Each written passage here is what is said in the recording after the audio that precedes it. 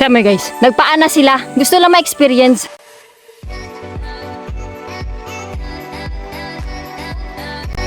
Welcome sa Gen TV Vlog.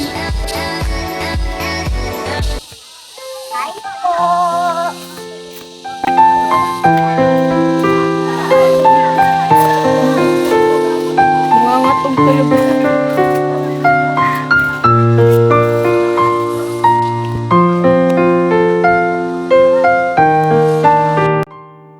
Samahan niyo po ako para maglakbay tayo dito sa ating mga katutubo. Ito ang time o moment na kailangan namin umakyat ng bundok at kailangan ko din magdala o magpasan ng pagkain para sa ating mga katutubo. Tumulong na rin ako sa pagpasan nito para maramdaman din natin ang hirap na pinagdaanan ng ating mga katutubo dito sa liblib na lugar.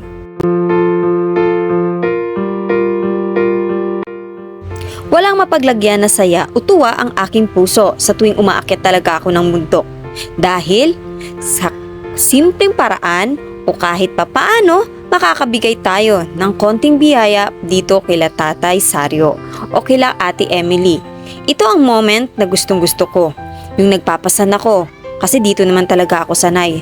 Laking bundok po ako, sanay ako kahit ano pa. Kahit anong mga bagay pa o lakbayin na lugar ang aking pupuntahan. So sa pagkakataong ito, mapansin nyo naman, sobrang init na. Pero ang pawis ko dito halos hindi na. Hindi ko na maintindihan kung saang nanggagaling dahil sa sobrang init. Pero ganun pa man, masaya ako kahit sobrang hirap, nakakapagod, mainit. Dahil kung mapapansin nyo, after nitong paghihirap na ito, makikita natin ang bawat ngiti ng mga bata na mababahagian natin ng ating konting biyaya. Masarap isipin na kahit sobrang init o tirik ang araw, nagagawa ko pa dito tumawa. Dahil sa totoo lang, ito ang mga bata ngayon. Ito ang dahilan kung bakit patuloy ako nangangarap para sa ating mga katutubo dito sa liblib na lugar. Sila ang dahilan kung bakit palagi gusto ko maglakbay sa malalayong lugar dahil sila ang mga kabataan na mahirap puntahan o bihira lang makatanggap ng konting biyaya.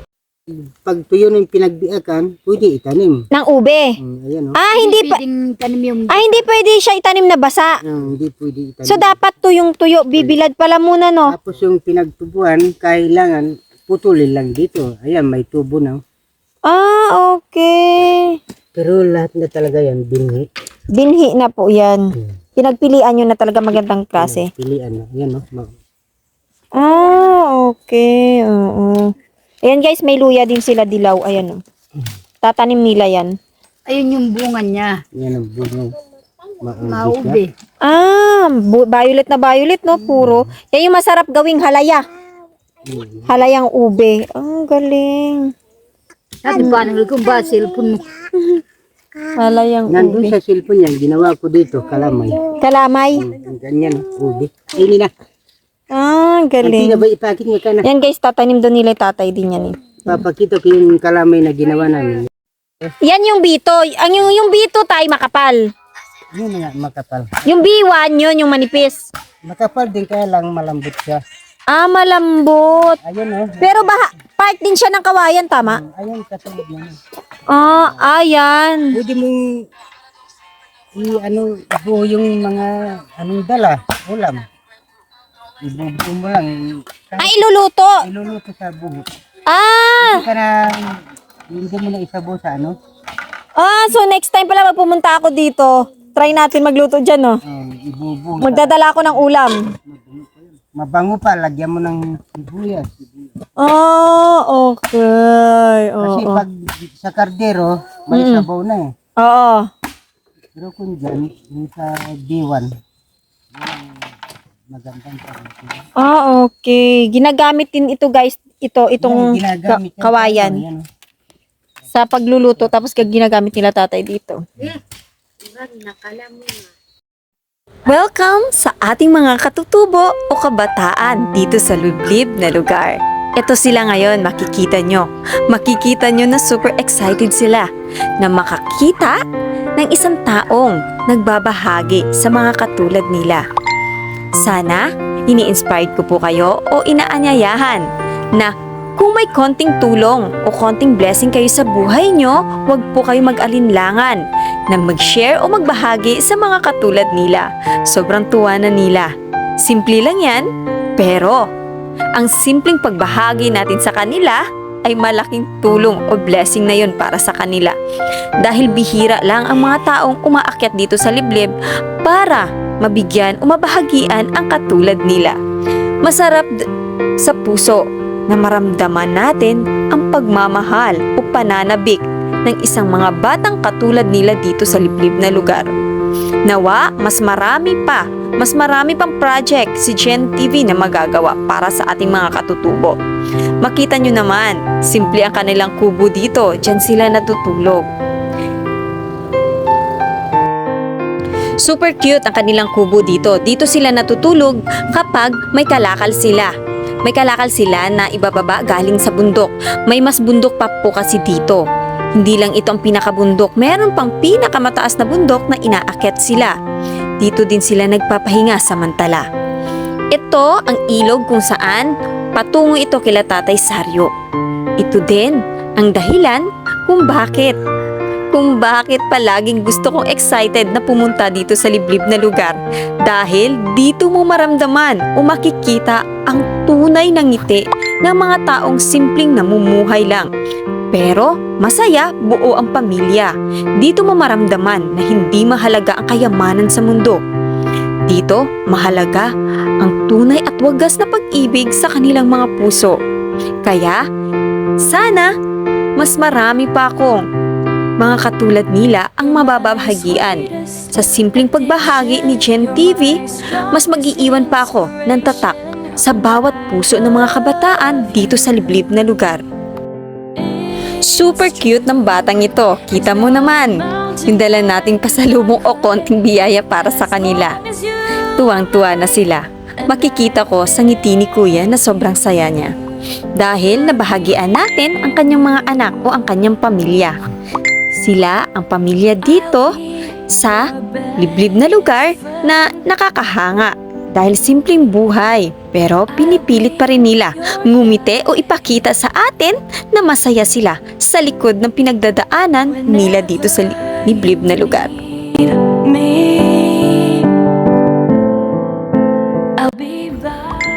Sa buhay, hindi naman talaga madali. Walang madali. Mahirap lumaban sa bawat buhay na pinagdadaanan natin.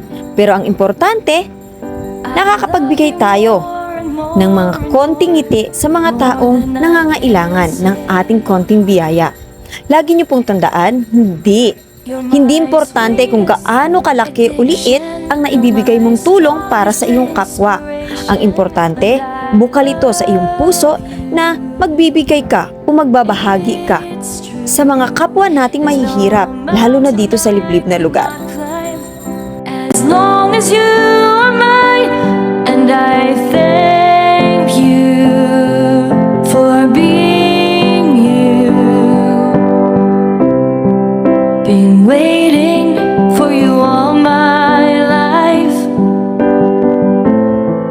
You are my dream come true. You're the light in the dark, unsad world of mine. Maglalakbay kami sa ilog na ito. Napakalawak ng ilog na ito. Ito ang buhay ng ating mga katutubo. Kasama ko ngayon si Kumare. Each day, I love you more and more and more than I can say. You're my sweetest addiction. Ito din yung ilog kung saan pwede kami gumamit ng kulong-kulong o motor. Pero pag gumamit po kayo dito ng motor, kailangan magaling kayo sa balance. O kailangan maingat din kayo sa pagdadrive kasi pwede kayo dito maaksidente.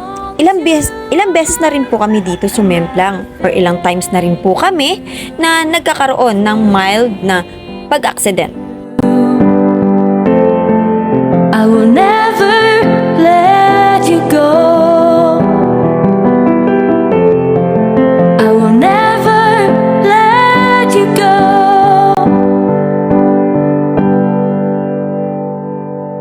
my sweetest addiction. You're my strongest inspiration, and I love you. It's true. There's no mountain I could not climb as long as you are mine. And I thank you for being you. You're my sweet. Tingnan nyo guys, ang ganda ng ginawa ni tatay. Ayan o. Nilagyan niya ng dingding. Pero yung dingding niyan is katawan ng saging yan tayo, di ba? Oo nga, katawan. Balat ng saging. Tingnan nyo guys. Ayun o. Balat ng katawan. Pero alam nyo guys, matibay yan. Katulad dun sa ginawa ko. Oo, matibay yan guys. Ganyan pala yung paggawa. Ayan o, pag ganyan gagawin o. Parang ganyan. Katulad nito yung gagawin ni tatay guys. Ito kasi matibay siya. Ayan o. Ayan diba? Matigas siya. Matibay. Pero ang pinakagusto ko dyan sa kanya guys, malamig siya. Hindi siya mainit. Ayan o. Ganyan pala yung paggawa. Kiniklip nila. Ayan o. Parang sa katulad din sa tadtad. Pero pinagkaiba lang nito. Down kasi, balat kasi ito ng ng saging. Saging. Ayan, ang ganda ng pagkagawa ni tatay. Ginamit. Ano to? Tatay, di ba iba-ibang, ang tagal ko na sa bundok, may iba-iba palang tawag sa kawayan? Bikal. Anong tawag dito, tay? Bikal. Kapag yan yung manipis na kawayan. Tama? Oo. Iba-iba pala to guys. Ayan o. Ayan o. Meron bikol. Ayan ang gagawin ni tatay guys. Ito ang ganda. Kanino kwarto yan, tay? Kila Kuya Ging. Okay. Ayan siya guys. Malaki din. Ayan o. Tapos ito tayo dudugtungan na lang. Ang ganda siya. At least ito guys, tipid. Hindi mo na kailangan 'di ba? Kung kawayan din kasi rin mahirap yung tadtad na sinasabi ko. Oo. Pero ito, mabilis mo lang siyang gagawin kasi ayan tapal-tapal lang. Clip-clip mo lang siya. Kasi kapag tadtad, ang hirap gawin nun eh.